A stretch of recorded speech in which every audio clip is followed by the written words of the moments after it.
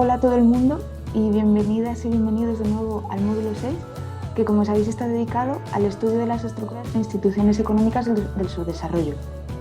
La que nos ocupa hoy es la cuarta sesión, que es la que tiene por objeto abordar el desarrollo como proceso de formalización, la informalidad y la formalidad dentro de lo que es el proceso de subdesarrollo.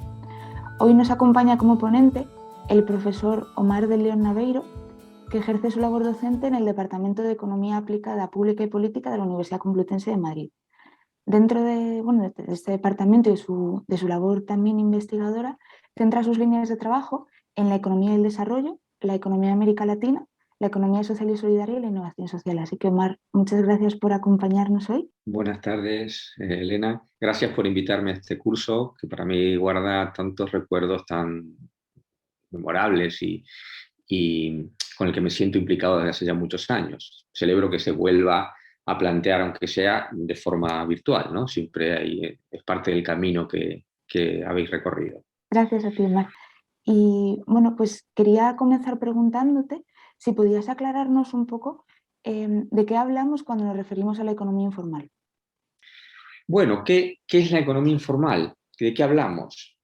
Bueno, pareciera que la respuesta es intuitiva y muy inmediata, pero tiene una cierta complejidad.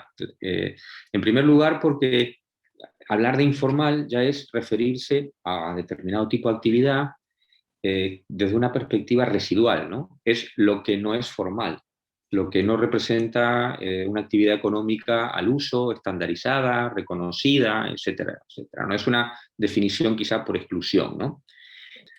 La mirada sobre la informalidad en realidad nació en un contexto económico muy distinto del actual, y eso ya nos pone en antecedentes de que no la podemos mirar hoy como se miraba en los años 70, ¿no? El contexto del descubrimiento, si me permites usar esa palabra, de la informalidad, era un contexto, llamemos así, keynesiano. Era un contexto donde la gran producción era la producción fordista. Estamos hablando de un modelo de desarrollo donde la industria era el sector fundamental y la dinámica de creación de empleo era la localización industrial en algún territorio concreto y la creación de miles y miles de puestos de trabajo a los cuales iban accediendo o bien las personas que vivían en ese territorio o bien las personas que emigraban desde regiones rurales normalmente a buscar trabajo a las ciudades o los entornos suburbanos, que era donde se realizaban estas localizaciones, ¿no? Entonces ese era un escenario distinto. En esa época la superación de la informalidad se veía como la inclusión en ese tipo de empleo generado por estas empresas, ¿no? Eh, digamos así que la superación de la informalidad estaba subsumida dentro del concepto de modernización que manejaban los sociólogos hasta los años 70-80. Una sociedad que iba incluyendo a la población a través de la expansión de su sector industrial, que normalmente era urbano o suburbano, ¿no? Gracias, Omar. Nos has comentado el contexto en el que surge el concepto de informalidad en los años 70, pero en el contexto actual, ¿crees que existe continuidad o crees que por el contrario podríamos observar cambios importantes? Hoy estamos en un contexto completamente distinto. Hoy ya no nos movemos en un mundo, en un paradigma fordista, sino que estamos ante un paradigma que llamamos posfordista o, bueno, distintas denominaciones, pero que desde el punto de vista productivo se caracteriza por digamos, la primacía de lo que llamamos desarrollo territorial, ¿no? Es decir, que en lugar de requerir grandes volúmenes de capital que se instalan, que se localizan para generar empleo, se recurre a la movilización de los actores geográficamente localizados, ¿no? Bueno, el paradigma de desarrollo territorial, que supongo que en el curso estaréis o iréis a tratar, ¿no? En algún momento. Eh, en realidad el origen del trabajo sobre la economía informal fue un origen fortuito, porque ya es bastante histórico aquel trabajo que la Organización Mundial del Trabajo encargó para estudiar Kenia, y fueron con los parámetros y con las variables que se utilizaban en Europa para estudiar el mercado de trabajo y se encontraron ahí con una realidad completamente distinta, que no les servían esos instrumentos y esas variables, ¿no? Entonces, eso llevó a reformular un tipo de aproximación que fuera útil para comprender qué significaban estas manifestaciones económicas que no eran esperadas, ¿no? Por eso la OIT enseguida tomó la rienda del estudio sobre este tipo de cuestiones, ¿no? La OIT, en su planteamiento general, para todos los países del mundo, y en lo concreto para América Latina, a través de la creación de un programa que se llamaba PREALC, Programa Regional de Empleo para América Latina y el Caribe, de la OIT. Liderado por un economista que aportó muchas cosas interesantes para el estudio de la economía informal, que se llamaba Víctor Topman. ¿Podrías decirnos algo más sobre PREALC y en qué se basaba la iniciativa? Bueno, el PREALC, lógicamente, se basaba en los interesantes estudios que se habían hecho en América Latina sobre la evolución del proceso de desarrollo en la región y, como tú decías al principio en la presentación, también cómo se estaba manifestando el subdesarrollo en la región. Un desarrollo que se manifestaba sobre todo en la estructura productiva. Esto hacía pensar que la economía informal y su proliferación y crecimiento tan significativo tenía algo que ver con la estructura productiva tal como se iba configurando en América Latina. Cuando hablamos sobre informalidad, ¿crees que todo el mundo entiende lo mismo o crees que por el contrario existen visiones distintas sobre esta realidad? En realidad existen varias aproximaciones a la economía informal. Cuando se tomó conciencia ya por los años 70 de que había una realidad económica que era distinta de la convencional. Y hay distintas aproximaciones teóricas que además normalmente detrás de las cuales hay distintas aproximaciones ideológicas al tema, ¿no? Quizá por sintetizar y por permitir ver las consecuencias de distintas aproximaciones, voy a rescatar dos, ¿no? Una desde una mirada más liberal, una mirada que plantea que la legislación, la presión del Estado, la presencia de lo público, la burocracia, son los elementos que condicionan y facilitan el crecimiento del sector informal, de las empresas informales, ¿no? Esta perspectiva tuvo mucho arraigo en los años 80 a través, sobre todo, de un libro que dejó mucha secuela, de un autor peruano que se llamaba Hernando de Soto.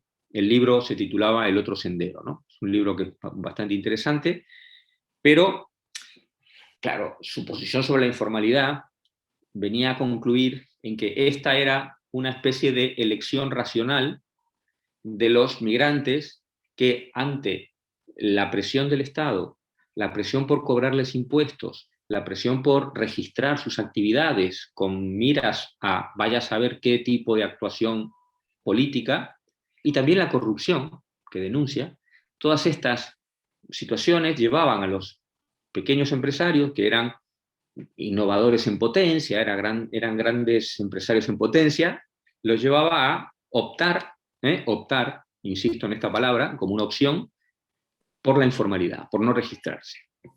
Bueno, yo creo que esta perspectiva tiene, primero, la primera limitación que plantea es que mezcla dos situaciones económicas al interior del sector que son muy distintas.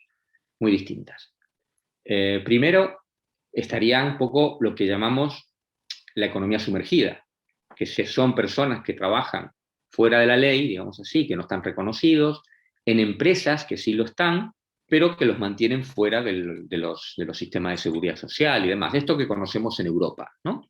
Conocemos como la economía sumergida en Europa, en los países desarrollados. Pero después también, bajo esta mirada, quedaría cubierto el otro enorme segmento de actividad informal, que son personas que trabajan de una manera precaria, con pocos recursos, con capitales obsoletos, con autoempleo, buscándose la vida, digamos así, que esos son los que prevalecen en sociedades subdesarrolladas. Entonces, claro, si tú pones a todos en el mismo enfoque, claro, no vas a poder arbitrar las medidas. Primero, no vas a diagnosticar bien el problema y no vas a poder arbitrar las medidas para superarlo, ¿no? Entiendo que, claro, al juntar dos grupos tan heterogéneos bajo un mismo análisis, pues la cosa parece que se complica.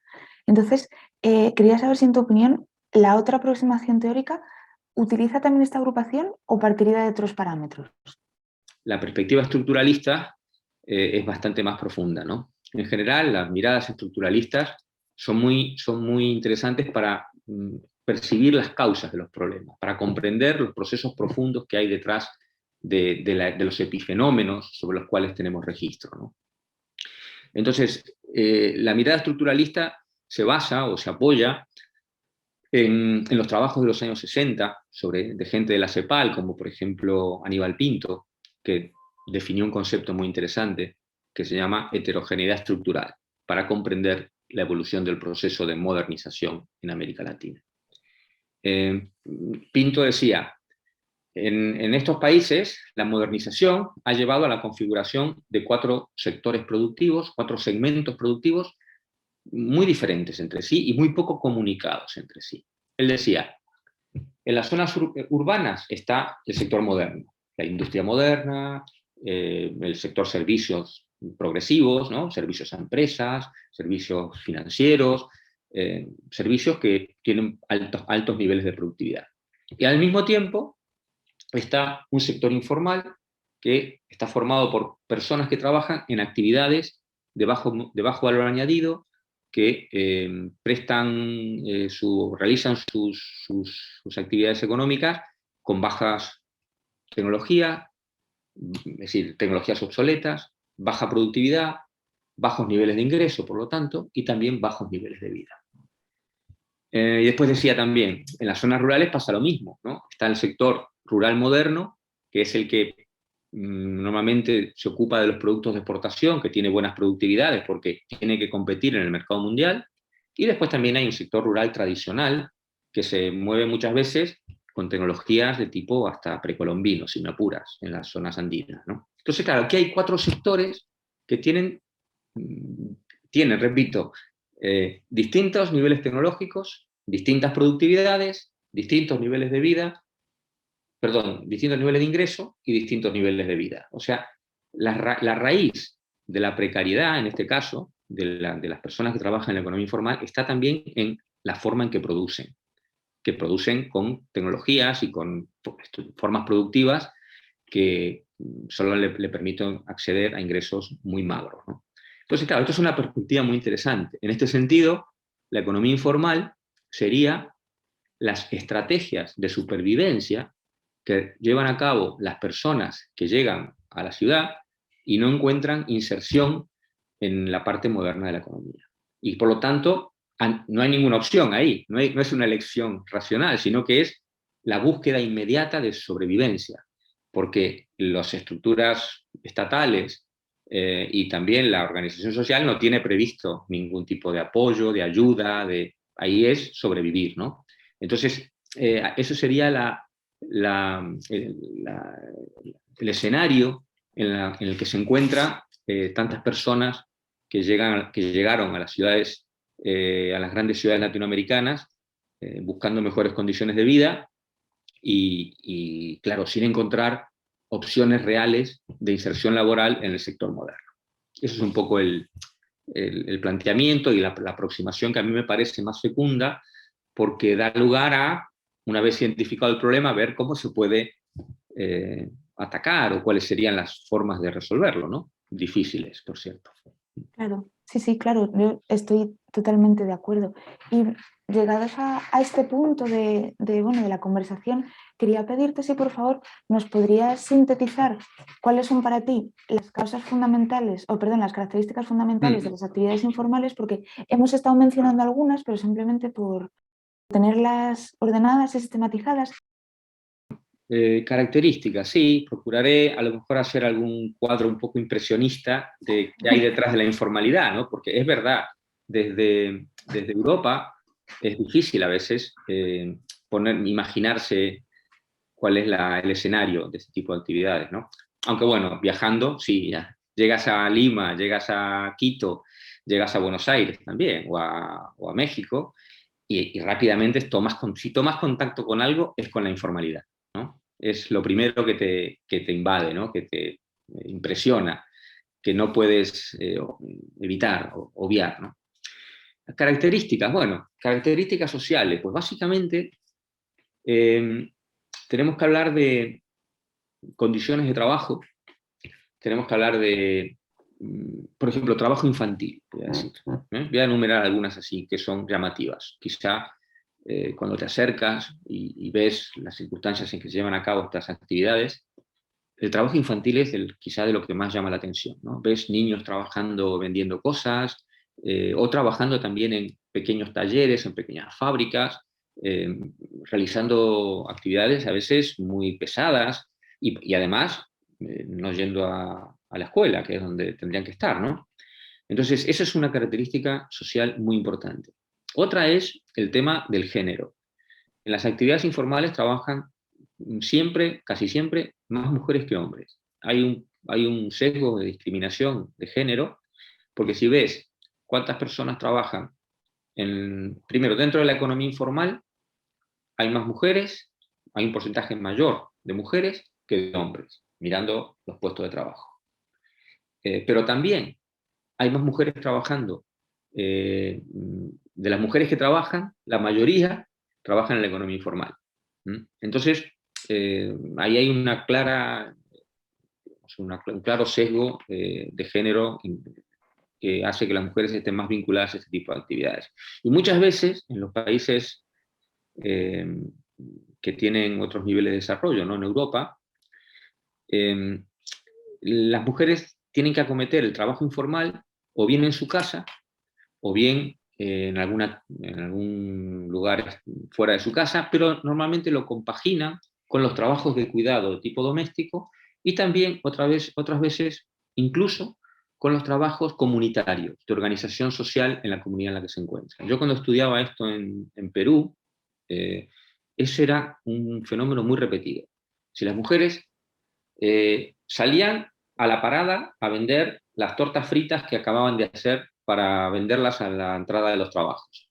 Después venían a su casa a atender a sus hijos, a cuidarlos, y después por la tarde lo que hacían era ir al juntarse con los vecinos para buscar ingredientes para montar, por ejemplo, una olla popular o montar una guardería para que otras mujeres pudiesen hacerlo. Es decir, que este triple trabajo, familiar, profesional, llamemos así, y comunal, social, pues era algo que se daba con mucha frecuencia y que afectaba casi te diría en un 90% a las mujeres. Los hombres que hacían este tipo de cosas eran muy contados. Y después otro tipo de discriminaciones también. Hablamos de etnias también. El peso de las etnias nativas latinoamericanas en la economía informal es mayor que la de los, digamos así, criollos. Otras cosas relacionadas también con discapacidades, en fin, con la presencia de determinadas minorías que se ven obligadas a adoptar este tipo de actividades económicas, ¿no? Otro rasgo social es el bajo nivel educativo. Normalmente hay un tema de causa-consecuencia, ¿no? Un técnico de la OIT te diría, bueno, la mala ocupación que tiene es consecuencia de su bajo nivel educativo, por lo tanto vayamos a mejorar su nivel educativo. Pero también se puede ver al revés, ¿no? Su bajo nivel educativo es debido a que tienen unas actividades, unos ingresos, o sus padres tienen unas actividades y unos ingresos que no les permiten ir a la escuela y sin embargo sí ir a trabajar, ¿no? El rasgo del bajo nivel educativo también es un rasgo bastante general, ¿no? Eh, Además hay una correlación bastante fuerte también con la pobreza, con los niveles de pobreza. No quiero decir que todos, absolutamente todos los trabajadores informales sean pobres. Hay trabajadores informales que tienen ingresos por encima del ingreso mínimo e incluso por encima de algunos trabajadores formales. Pero, pero la mayoría eh, son pobres, o sea que hay una cierta correlación entre una cosa y la otra, ¿no? Y después también la ausencia de regulación, que hace que las personas incrementen su marginación. Y otra cosa también a veces el conflicto. A veces la lucha entre los trabajadores por conseguir recuerdo algunos conflictos que había por conseguir paradas a la hora de vender determinados productos, a ver quién se coloca en eso. Eso les llevaba a lo mejor a estar en esa parada 70 horas semanales porque tenían que permanecer ahí para que nadie viniese y se la quitase, ¿no? O sea que las circunstancias sociales eran un poco de esta naturaleza, ¿no? Nos has hablado de características sociales determinadas. Y sobre las características económicas, ¿crees que podemos encontrar actividades concretas que sean más proclives a la informalidad? Si nos atenemos a lo económico, bueno, tenemos que hablar aquí, por ejemplo, de talleres. En el ámbito de la industria serían talleres que utilizan máquinas obsoletas, máquinas que funcionan a medio rendimiento o menos de medio rendimiento, que llevan a cabo actividades, yo te diría, de mala calidad, otros productos que después pueden generar problemas para sus usuarios. Me refiero, por ejemplo, a un taller que haga vajilla para la cocina o que haga corte parqué para ponerlo en los suelos, cosas que son con muy poca elaboración y sobre todo el rasgo característico es que, insisto, tienen niveles tecnológicos muy bajos, por lo tanto tienen productividades muy bajas y tienen ingresos también muy bajos. La raíz de esto es el tipo de tecnología con la que llevan a cabo su actividad, ¿no? En cuanto al hablar del sector informal en el ámbito industrial, tenemos que remitirnos casi exclusivamente a este tipo de pequeñas explotaciones de tipo industrial, ¿no? En el ámbito de los servicios, la cosa es distinta, ¿no? Por ejemplo, el comercio es un sector donde a lo mejor un 70% del empleo informal está en el comercio, porque es un sector que tiene pocas barreras de entrada. Cualquiera puede vender algo, ¿no? Cualquiera puede vender, como te dije antes, hacer tortas fritas en su casa y salir a venderlas, o abrir una ventana en la puerta de su casa y poner un kiosco comprando 4 o 5 productos, lo puede vender. O poner una tienda de cualquier tipo de actividad que sea, o comprar algunos productos que sean, que yo, bolígrafos o lo que tú quieras, y llevarlos a una parada y ponerse en la calle a venderlos. O ocupar en la periferia de algún mercado público, un mercado municipal, ponerse con un lienzo en el suelo para ofrecer 4 ajos y 2 cebollas, ¿no?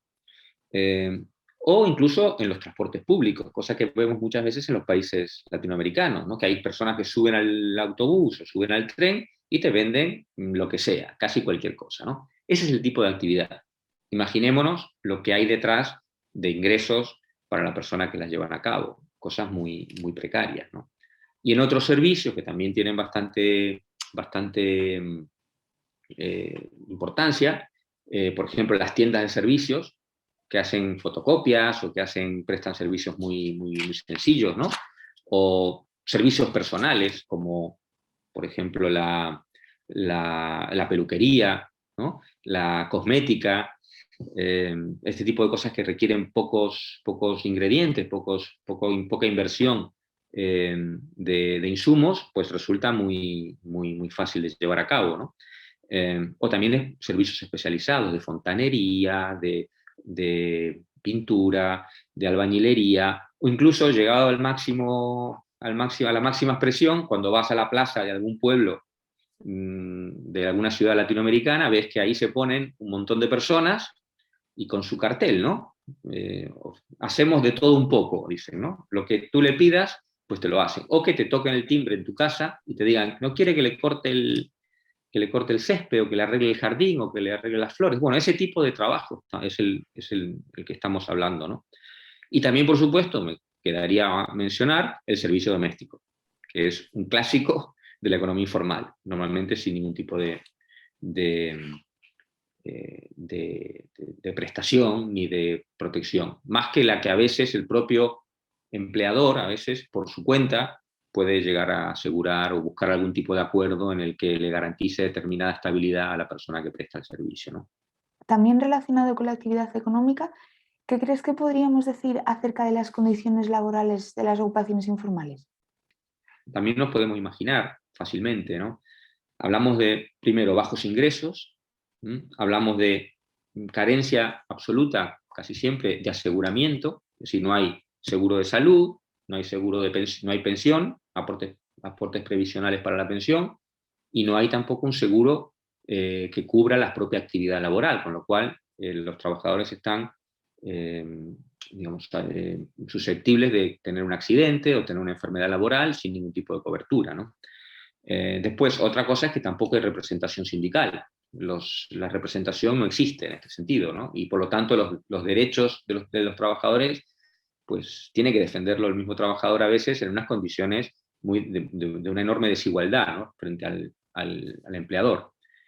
Largas jornadas, antes dije, en el comercio hay jornadas yo me quedaba asombrado cómo podía haber 70 horas semanales. Hay personas que duermen en el lugar donde llevan a cabo la actividad económica, a la intemperie, ¿no?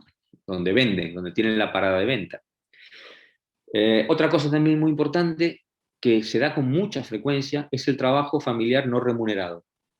Es decir, o bien la mujer trabaja y no se le paga, si fuera un pequeño taller, por ejemplo, o también personas, niños, que llevan a cabo la actividad y no tienen ningún tipo de salario, simplemente se le hace por mantenerlo. O incluso otro tipo de transacciones, que personas que vienen a la ciudad, se alojan en la casa de la persona que tiene el pequeño taller o lo que sea y presta su trabajo ahí a cambio de tener la oportunidad de vivir en la ciudad, sin ningún tipo de salario. Esto que parece un poco extraño, yo me quedé sorprendido cuando hice mi investigación sobre Perú, porque se daba con mucha frecuencia. Era muy, muy frecuente. Había una correlación muy directa entre la informalidad y el trabajo familiar no remunerado. Después otras cosas ya más conocidas, como el trabajo a destajo, por unidades, ¿no? Es decir, haces tanto y se te paga tanto, sin ningún tipo de relación con una jornada laboral más o menos pactada, ¿no? Otro elemento importante son las carencias de formación, lo comenté antes, ¿no? No voy a abundar porque ya lo dije, que normalmente son personas que tienen un nivel educativo bastante bajo.